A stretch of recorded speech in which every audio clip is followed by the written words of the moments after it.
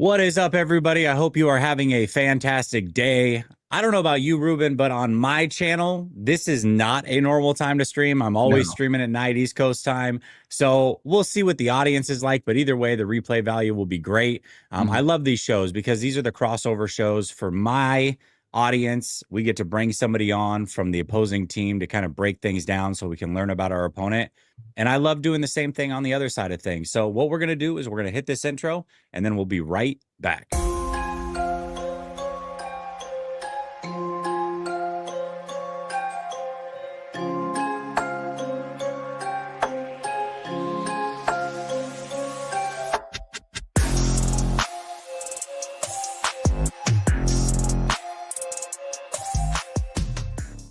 All right, welcome back to Last Second Sports. We are giving you our take down to the last second, and it's behind enemy lines time. For those of you that don't know, I got my guy Ruben here who covers the Texans. His channel is 713 Houston Sports. He covers the Texans for Roundtable Sports, a show that I host, the AFC South Roundtable, and he covers the Texans for Bleacher Report. So we got ourselves a good one. Ruben, my brother, how you doing, man? Man, I'm doing great. Excited to talk about this fun matchup. I know we've been like slowly beefing over the course of the season because we know this game was coming. But let's get into it, man. I'm excited. Yeah, absolutely, man. So the first question I have for you is what were the season expectations for the Houston Texans? Like the fan base had to be excited about it. You guys went and added some weapons through the receiving core. I know the offensive line thing was Mhm. a bit of contention there, but you guys have made the playoffs the last couple of years, won a playoff game in each of the last couple of years.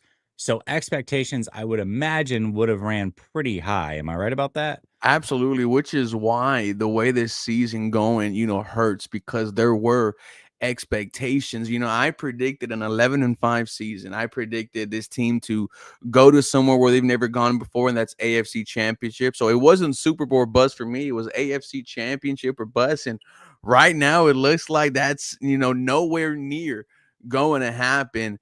It's just crazy how this season has played out. You brought up the offensive line, and that was the only conversation that we were having all off season. It felt like I was repeating myself every other video because I kept on saying, if we just get a middle of the pack offensive line, who knows what we could become? Well, you're one of the worst offenses in the league. Yeah, brother. I mean, that's the unfortunate thing. But I will say, one thing that I know in hosting AFC South Roundtable is that you guys were pretty excited about the offensive coordinator change. And I don't know how excited you are about that now because that seems to be in shambles as well. Am I right? Yeah, we were excited because it felt like you were putting a square peg in a round hole. And the Texans had about 5+ games last year where you didn't score a touchdown in quarters 3 and 4. So we were saying there is no way the offense is going to get worse. Well, buddy, it absolutely is worse. And it's not just the offensive line. It's no running game. It's your quarterback now starting to just play inconsistent up and down football. The entire offense is a problem, and now you got fans looking at the GM, looking at the coach. The NFL is truly a year-to-year league. Year to year, brother. It's week to week. I Yeah, yeah, swear, yeah, man. yeah. The ebbs Honestly, and because we could win flows of this like, Sunday, and I'm golly. like, all right, baby, we back. We're Season bad. is We're back cooking. on. Yeah. Yeah. Well, I'll tell you from a 49er perspective, some of our season expectations were, well, I mean, they were a little all over the place, but usually anywhere from 10 to 12 wins is Mm. what most people predicted. And a big reason for that was simply the schedule was the easiest in the NFL. Now, I don't think most people thought that this was a Super Bowl contending team, although I can say with all the injuries and everything that they've done and being able to stay afloat. And then there's no true number one team in the NFL right now. It just Mhm. seems wide open. Or I should say it seems wide open, except for the Kansas City Chiefs are somehow going to make it back to a Super Bowl and win one. It feels like I don't know how this always happens, but we end up back here. But yeah, things are wide open. And so I think a lot of 49er fans have their imagination caps on. And they're like, well, maybe this could be a year we go make a big trade, maybe get a Max Crosby or something like that. We can be right back in the driver's seat. So I don't know. We'll see how it goes. But one comment that I saw in here was, hey, before the season started, I thought Houston would be one of the tougher matchups. And I agree with that comment. I had this down as a loss. I'm like, all right, 10 a.m. time clock game. for a West Coast team going to Houston. I knew your guys' defense was lit. I had a ton of respect for CJ Stroud. He was my favorite quarterback prospect coming out of that draft. I Mhm. always thought he would absolutely kill in a Kyle Shanahan offense, and I still believe that, by the way. But he's really cooled off these last couple years, and this year in particular, it's not just, yes, he's getting pressure. At least when I watch him, I feel like he gets pressured a ton. We know all the stats of like Patrick Mahomes was pressured so heavily in the Super Bowl. That was the most pressured game he had, but that was less than the average Mhm. time to throw than what CJ has to deal with on a game to game basis. Like, it's so bad for him. But even then, it's almost like even when he has time, he still is getting panicked or rattled, as if he's seeing things that aren't there. Maybe a little Sam Darnold seeing ghost situation. Talk to me about CJ Stroud. Like, what does the fan base think about CJ? Are they still confident in him and they think it's the offensive coordinator or the offensive line, or are people out on him? Like, where are you guys at with CJ? Right now the conversation about CJ Stroud is he is a part of the problem, but he's not entirely the problem. And I could honestly say in his 3 years, the Texans, they've done, little to invest in him. Your two offensive coordinators that you brought in were first time play callers and Bobby Slowick and now Nick Caley. And that is that's crazy. Um, they failed. You went the expensive route with the offensive line. You made Laramie Tunsil the highest paid left tackle, Titus Howard a top 10 paid tackle, Shaq Mason a top 10 paid guard. Offensive line was horrible. Then you went the cheap route, trading Laramie, bringing in Lake and Tomlinson. So it's we know it's not entirely number seven's fault. However, when he's out there, you see the happy feet. You see the balls that he is throwing, and some of them are just uncatchable. It's now starting to affect him. It's now starting to, hinder the development of your quarterback. For the fans that are saying get rid of him, trade him, my immediate response, to that is, do you want to see a Baker Mayfield, Sam Darnold, Daniel Jones situation where CJ Stroud is, somewhere else and lining it up? We need to develop our quarterback.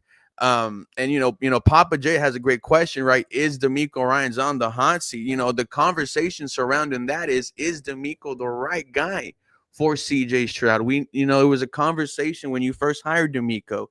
Do you want to have a rotating door at OC at OC and play caller, but knowing that your defense is always going to be legit? So it's a lot of fun conversations that are being had right now, and this is what happens when you lose. Well, it's not unique to the Houston Texans. Quarterback conversations are happening here in San Francisco for very different reasons. Mhm. Obviously, Mac Jones has come in. He's lit the team on fire. He's 4-1. He's going to be making a start again this Sunday. Brock Purdy signs that big contract this offseason. There was a lot of controversy there. I would say there's a lot of controversy among talking heads.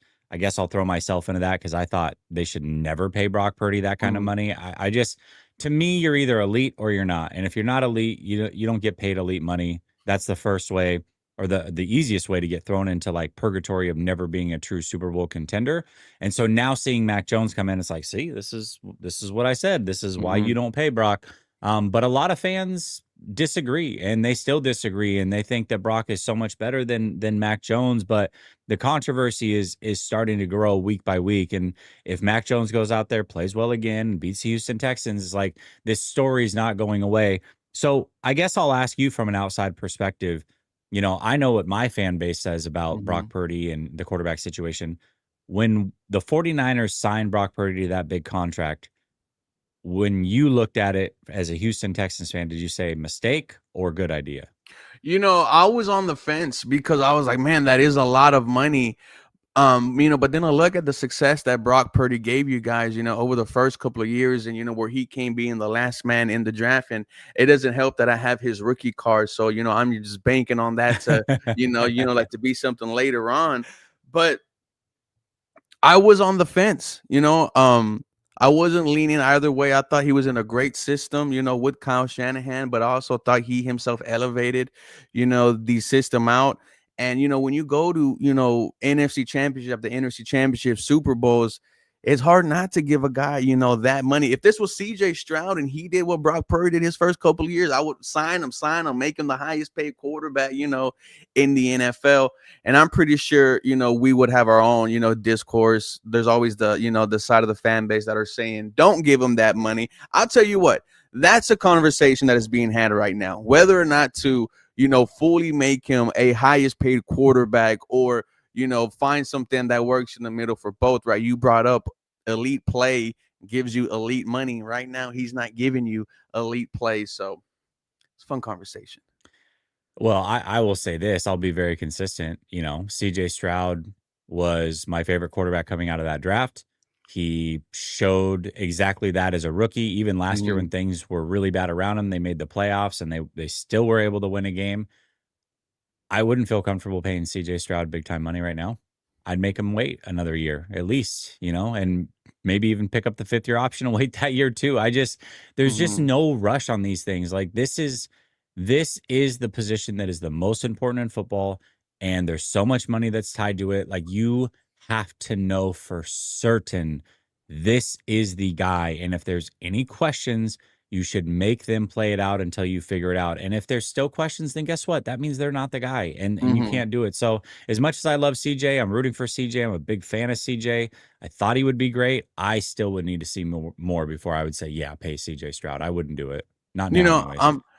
I'm heading towards there also, but I'm also knowing that agents are now starting to have a big play in this league, and CJ Stroud has one of the biggest agents of them all in David Mulugheta. Houston has a history. Does he have the same David agent with Watson? Yeah, I was gonna say. Yes. So it's there's a lot of history here in Houston with David Mulugheta. I wouldn't be mad though, like if the Texans went out there and gave him that bread because of what he did the first 2 years. And I could also say, look at what he's overcome. But you have to figure out, the situation in terms of who's going to run this offense. And right now you're proven to not do that with back-to-back, L's at OC. Yeah, absolutely. We got Foot coming in. He says an emerging narrative that annoys me to no end, and you heard it a lot among 49er content creators this week, is that CJ isn't that good. He's an incredible talent. Put him in good circumstances to see what's up.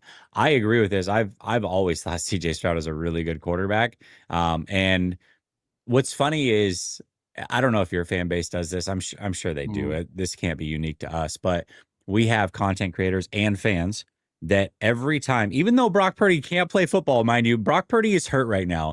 Every time good quarterback plays bad, it's like, well, see, why doesn't Brock Purdy get the same grace? Like, I don't know. Brock Purdy can't even get on the freaking field right now. What are we actually talking about? At least these guys are out here playing football games. Like, it doesn't make any sense to me. But yeah, CJ Stroud, Baker Mayfield, Justin Herbert, like those are the favorite targets usually for 49er fans.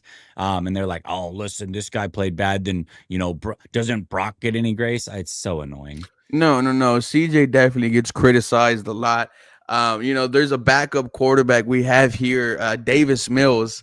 His fan base is Mills Davis Mafia. So every single time something, CJ does bad, all you see is Mills Mafia start to creep up under the comments. Or, we have our rookie court. It's so funny, right? Mills Mafia, but Graham Mertz, they call him Mertz Militia. So his posse starts to come out and say, you see, just give an opportunity to these younger guys.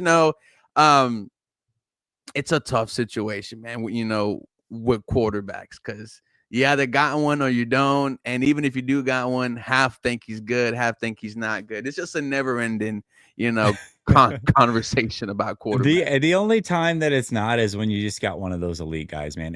And you'll know when your guy's elite when you don't have to force the conversation anymore. Dude, right? It just comes naturally. CJ Stroud had me looking at my people like, is this real life? Like, are we dead ass? Did we get this? Right. Did we get a guy? And he showed that where I saw the problem was last year. It was against the Green Bay Packers. CJ Stroud grabs his helmet, takes it off, slams it on the floor. I said right there, Houston, we have a problem. And those problems persisted, and now it looks like the problem is just still there. You just got to invest in your quarterback, because the Texans didn't even do that with Deshaun Watson.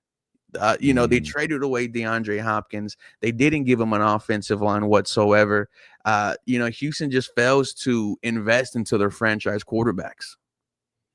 Yeah, it's not good. And it is crazy. Like Deshaun Watson was so good, man. He was so freaking good for you guys. I He was remember, man, Superman, man.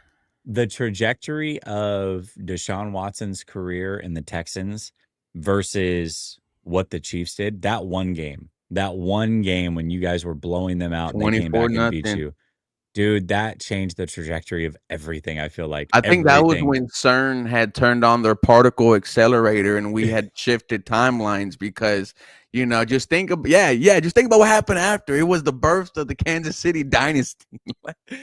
Dude, absolutely insane, man. Insane. All right. Let's talk about some players that are making an impact, Mm, some guys that we can look at in this game that and every team has these guys that mm, maybe the casual fan that doesn't watch the Houston Texans would not know about this player, but this is a player you guys are excited about. Sometimes it's a mm, young player. Maybe it's a veteran that came from another team and is making an impact.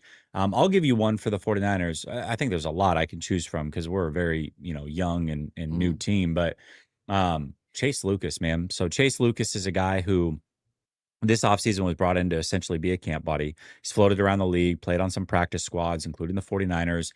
He's like 26 years old. And he just started balling out in preseason. Was an absolute ball hawk, played the nickel corner position with absolute perfection. mm, And every single time he was out there, he made a difference. Made a difference every time. We're like, man, this guy's earned a spot on the team. Sure enough, he makes the team.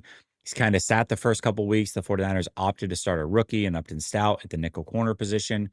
But Chase Lucas has come in sporadically because Upton Stout's been out. And every single time to end the Rams game, he's the one that helped make the game-winning tackle, essentially. mm, Last week against the Falcons, they have an out route on a fourth down. He's the one that breaks up the pass. Like, he's making a difference. And right now, the 49ers are really struggling to force turnovers, that they have 0 interceptions, not only this year, but for like 13 straight games. That's an NFL record by a couple games now at this point. And Chase Lucas being a ball hawk is a guy that I think a lot of people want to see play more often because we feel like he could be the guy to start forcing some of those turnovers. So that's a name to look out for. Chase mm. Lucas at nickel Chase Lucas. corner. He might be a guy to help us this Sunday win. What about you guys? Do you have anybody like that you guys are really excited about at any of the positions that are helping you guys stay competitive or win games?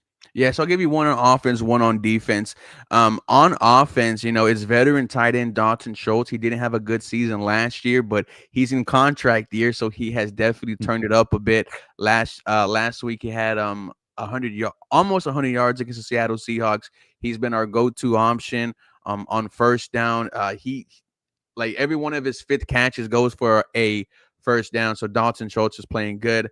On the defensive side, Tommy Tagai, our defensive tackle, he is playing lights out the last couple of weeks. He's getting into the backfield. He's disrupting the passer. So those are two guys, one on offense, one on defense, that might not get a lot of love, in the pregame, but once you start watching, you're gonna say, "Oh, there's Dalton Schultz," and "Oh, there's Tommy Tagai." Tommy Tagai, huh? All right. Where did Tommy, is he a younger player? Like, tell me Yeah, about him. he's like a young. There's not a lot of by the way, not a lot of guys that I hear that I'm like, who? Like, I don't know much about him at all. Yeah. Yeah, no, I actually have to do more of more like research on him, but he's like a Samoan, that we just started playing this year. I'm not sure if it's his first year with the Houston Texans. It might be, but he has slowly come on, and like DQ says, he's becoming a dog. I love that. I love that. Tell me about how's Aziz doing over there? I know he's a little bit of a hothead That getting his that that fines, man. that that dumbass. Look, man. I will say I Everyone felt like has that that, last dude. one was Everyone really not only ticky has tack. that one player, but everyone has Yeah. that one friend where they just do dumb stuff, and you're just like, Yeah. "That's my guy," And But you don't want to be in a club with him at 2 in the morning because you know a fight's gonna break out and you're gonna be a part of it because of him. Like, he's he's gonna that type of start guy. it. That's the problem. Yeah, He's gonna I start know. it. So I have to, he strikes me as that. Oh, like, is that guy looking at me? No, Yeah. bro. No one's looking at No, you, dude. Like, bro, nobody cares.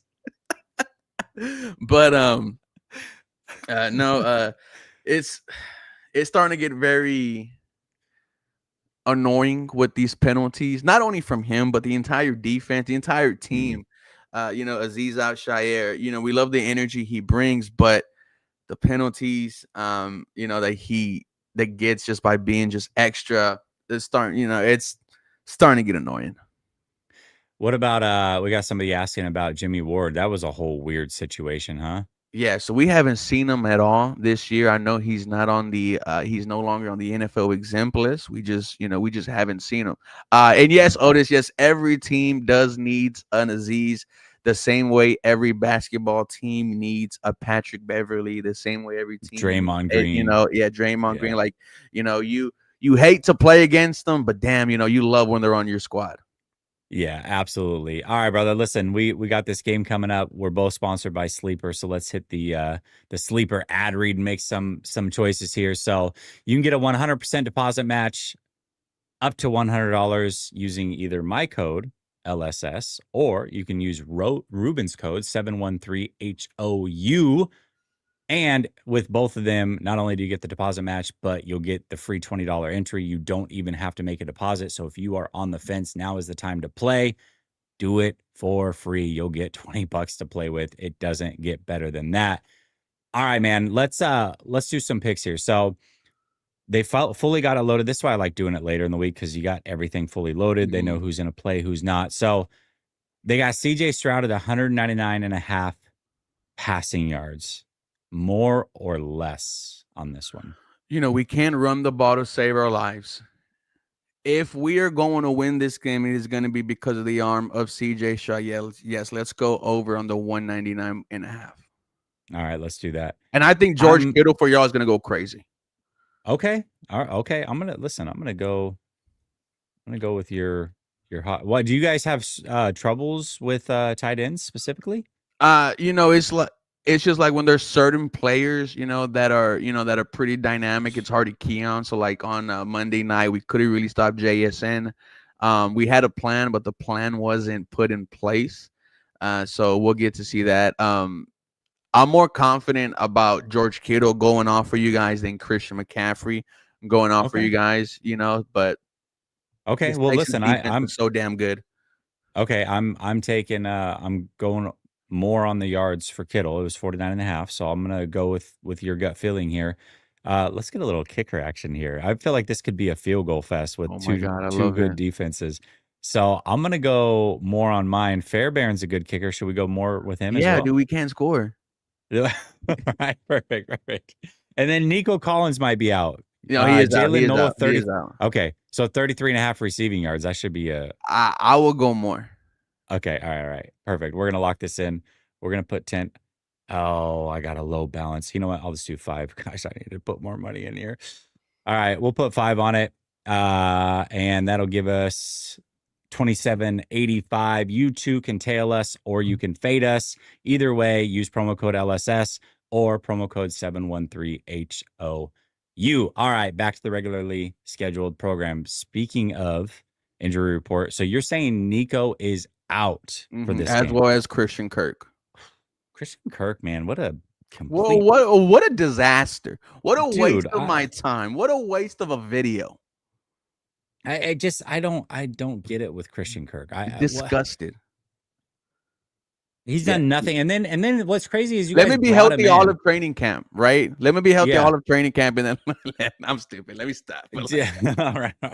But listen, you guys brought him in, and then you drafted 2 more receivers, the Iowa State kids, and it's like, well, what? Why even bring him in? I don't, And then I get it, Tank Dell. That injury was awful.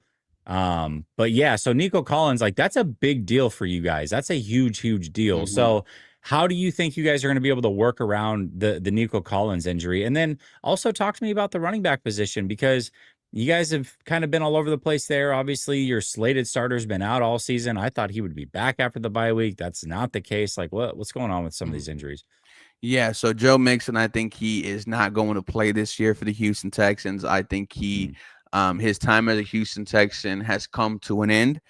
Don't know what's going on with him, but I know it's an ankle. I just don't know more. I saw someone ask about Nick Chubb. Nick Chubb looks like he's, the Nick Chubb of now and not the Nick Chubb of a couple of years ago where he was one of the best running backs in the NFL. You bring up the two guys from Iowa State, Jaden Higgins, Jalen Noel. Jalen Noel last week for you had 70 yards against the Seattle Seahawks. And this is what gets us mad about Christian Kirk. Kirk wasn't healthy the first 2 weeks of the season. And, now he's going to miss 2 games in a row for twice.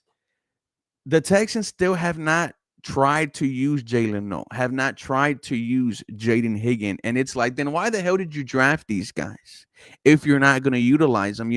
Woody Marks is the only rookie who is getting some type of love, the running back out of USC. But with Jalen, they even took punt return duties away from him against Seattle and gave it to Braxton Berrios. And Braxton Berrios was slipping all over the damn field. It doesn't feel like the Texans right now want to play their rookies, but they're going to have no choice to because of Nico Collins and Christian Kirk being out. I expect Jalen Noel to have a big day. I'll say this. I was tapped into the draft, but my guy David, who I do the post game shows with, he is really tapped into the draft, and his draft crush was Jalen Noel all the way through. And single time, every time he gets the ball, something happens. Electric, put him up absolutely there. Electric. Yeah. But see, now this is the good thing, right? Like Nico's out, he's your number one guy. Like they don't really have a choice now. Yeah, but that shouldn't even have to become a thing, For why sure. do I have to lose, 3 wide receivers, to not use because it was not just Nico Collins, it was Christian Kirk, Braxton Berrios. So, yeah. I get it. I totally get it. Well, listen, this is going to be an interesting matchup if the injury report stays the same and this holds true. We don't know about today yet, but Deommodore Lenoir didn't practice on Wednesday or Thursday. He's got a quad injury, so there's a good chance he doesn't play, which that's our number one corner. You're without your number one wide receiver, so all is fair in love and war. Just the battle of mid. Yeah, it is. So, but what's interesting is Renardo Green, who we thought would be out, who's our other starting corner. We thought for sure he'd miss at least a couple weeks. He had some toe thing going on. We assumed turf toe. He was limited in practice on Wednesday and then a full practice yesterday. So he's going to probably go. Let's see. We obviously know that Brock Purdy's not going to play in this game, whatever. I mean, it's a wash with Mac anyways. But same thing with our center. Our center is going to be out, but that we're not necessarily mad about that because we don't think he's very good anyways. But the other big defensive injury that happened was Bryce Huff. He's going to miss at least 2 weeks with a hamstring injury. So we don't have Bosa. We don't have our other best edge rusher in Bryce Huff. Deommodore Lenoir, who's our number one corner, might miss the game. We're already without Fred Warner. So listen, if your offensive line can't protect this week, and if the offense can't get it going this week, even with some of your guys' injuries, I'd really be concerned as far as what the rest of the season is going to look like for the Texans. Dude, like the exact same way you just brought it out is how I feel. If we're not successful on Sunday with all those injuries, because the Houston Texans offense is only good against the shitty teams and the banged up teams. So prove us wrong. Prove it. Well, here's a stat that you don't want to be a part of. Chris Sloan says the Houston Texans are the first team in NFL history to lead in points per game allowed in 2025 and have a losing record.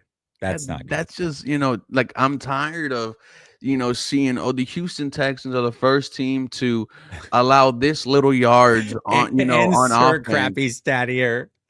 Oh, dude, my God. When you lost to Jared Goff last year on Sunday Night Football, after picking off Jared Goff 5 times, like, and you lose, it's just, I don't know if you guys have a phrase, for the 49ers, but ours is same old Houston Texans. And, when you see things like that, you just got to say same old Houston Texans. Same old Houston Texans. Well, I do definitely see that in the comments multiple times. So I guess it is absolutely a thing for you guys. Absolutely a thing for you guys. All right, let's talk about some strengths and weaknesses of your team. Obviously, we know that there's some injuries.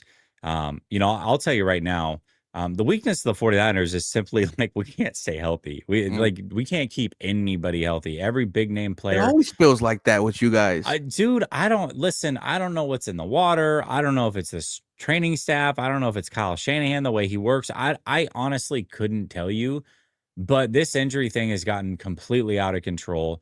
And what's even worse is that we leave games feeling like everybody was good. Like this last week's a great example of this, right? Game ends, we're like, all right, we got out of here without new injuries. Bryce Huff gets injured literally the second to last play. Most people don't pick up on it. We don't hear about it till Monday.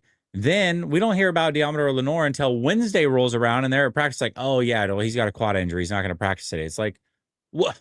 How do we not know these things? Why is it like this big secret? So it's not just the injuries, but it's the frustration of not hearing about it seemingly on time or thinking we got out of a game healthy. It's always constant. So the strength is just simply like, can we feel the team week in a week out that's gonna like go out there and win?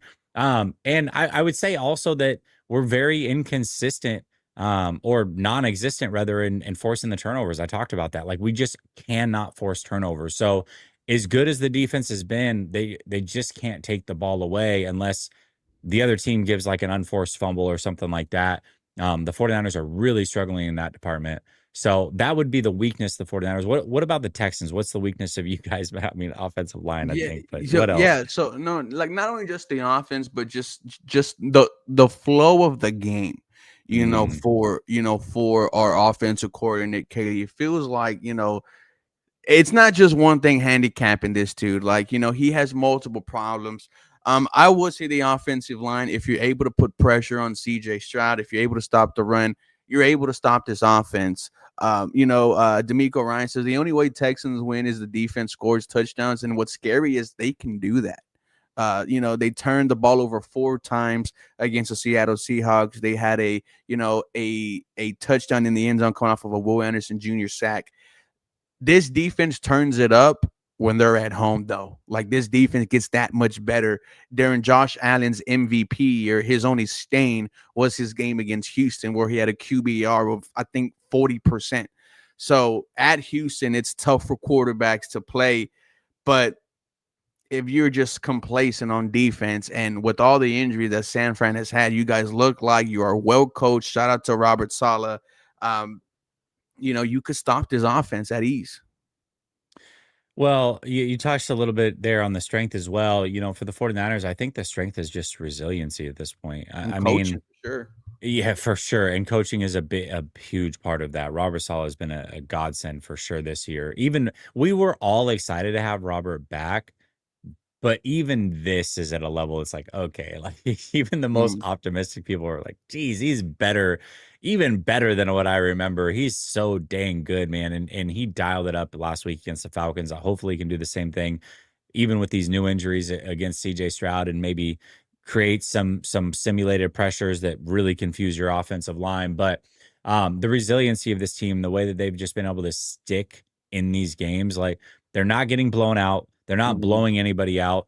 But also the 49ers aren't making a ton of mistakes. It's like they just wait around until you either don't score on a drive, you make a mistake late in the game, and then we strike and we're able to win these games. So the 49ers right now, this is a really, really fun team for me to watch as a fan. Certainly support everything that's going on right now. It's a lot of fun. But the Houston Texans, you talk about that defense. What in particular about the defense? Is it the pass defense, the run defense, It's both? it Like, it's everything. Like okay. these guys swarm. They get to the quarterback, they stop the run. As much complaining I do about Aziz Al-Shaair, I mean he's having himself a pretty good year.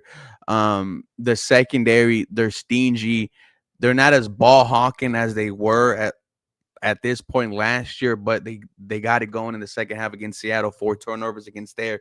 This entire defense, man, it's nasty. However, the big play is the weakness of this defense. A big play here, a big play there. That's how you'll be able to move the football on these guys. Interesting. Okay. All right. I don't know if we have the big play guys right now. I mean, Mm. we don't have Ayuk. We don't have Ricky Pearsall. So Jennings isn't exactly a burner by any means. So we'll see how this thing plays Mm. out if we can create the big play for sure. This is the second time somebody's asked this about D'Amico being fired. I know you touched on it a little bit earlier, but It's interesting because we're not like, maybe not this year because of what D'Amico has done the last 2 years, and that's 10 plus wins, AFC South Division Championship, and to be quite honest, dominant performances at home in the playoffs. So you don't just have one bad year and just get rid of your head coach. But the conversations are, and I think they're gonna get to, is it either gonna be Team CJ Stroud or Team D'Amico mm, Ryans? Because you have to figure something out on offense. And I mean, if this is just another year, like on top of this one of just bad offensive play, then you're just going to have a tough conversation with yourself. Who is the guy, that can really take this Houston Texans team to heights? So he's not on the hot seat this year. However, I say that right now, but if his offense keeps on struggling, and he said it on Monday night, put the blame on me. Well, people are going to keep on doing that. It might cost you your job. well, we've talked about this. The solution is Mike McDaniel. Man, That's the bring solution. that crackhead here to Houston. I have been calling for Mike McDaniels the last 2 seasons. I'll go up there. I'll have something packed for us, baby boy, on the ride home, just to let you know that we are happy that you are here. I was hate watching all last year. I want him fired. He was a part of this Houston Texans staff when Gary Kubiak and Kyle Shanahan were here. He knows D'Amico Ryans, and he's not a head coach. That's fine. He's too quirky. He's too corny. He's a little bit of a nerd to lead, just a whole 53 men. But I do think he can be a damn good offensive coordinator. No one's questioning that this guy can, call plays with the best of them. They just don't think he's a head coach right now. Now, the conversations when they were one of the best offenses in the NFL is, oh, this is the new type of coach. This is the new era. Football is always going to be what it is. But as a head coach, no, as an OC, give me that. Give me that all day. Well, I mean, and I talked about earlier how I feel like CJ Stroud would kill in a Shanahan offense. Like that's it. Like this is it. Man, Go if you can go pay him like a head coach if you have to. Just get this man on the staff. I think he would crush it with CJ Stroud. Absolutely crush it. absolutely. We all want it here. We've been calling for it here. It's just Miami doesn't want to fire him, dude. They don't want to fire him. And Yeah. I I feel like as soon as he gets fired, he's in here in Houston just ASAP. Papa wants to know the podcast. It's 713, the Houston number sports. 713 Yes. Houston Sports. Yeah. And you can also catch him on Bleacher Report and Roundtable Sports as well. All right, Ruben, listen, it's that time. It is time to make a prediction in this game. So I know we talked Tuesday, but Tuesday's very different than talking on a Friday. Things can change throughout the week from injury reports, what have you. Sometimes you just get feelings that things are going to be different than what you thought on Tuesday. So give me a score prediction of this one. Who takes it on Sunday? So I know I told you I had the Houston Texans winning this one 10-7. Mhm. I'm actually gonna go 13-10 Houston. It's gonna be an ugly game. It's gonna be a game where we're both texting each other like this is just some bad football that we're watching. And the only reason why I'm giving Houston the edge here is not only are you at home, but it's labeled as D'Amico Day, so they're gonna have a huge presentation for him. They're gonna have a lot of his former players there. They're going to be wearing the H-Town blue uniforms. If this was over there in San Fran, I would definitely give you guys a dub. But this is my potentially the last time picking the Houston Texans to win a football game. So let's go. This is a must win, right? Like you guys It have to win this yeah, game to keep your season alive. it's a must win for us. Yeah, listen, there are a lot of reasons potentially to not pick the 49ers, and I Mhm. acknowledge that from the sense of this defense is going to be absolutely nasty. The 49ers have a ton of injuries, and it just keeps piling on. The 10 a.m. West Coast time slot of the game, you guys are at home. D'Amico revenge game. Also, like you said, you guys are literally like making it D'Amico Day. Like this is he's going to show out. It's here. The Texans need to get a win.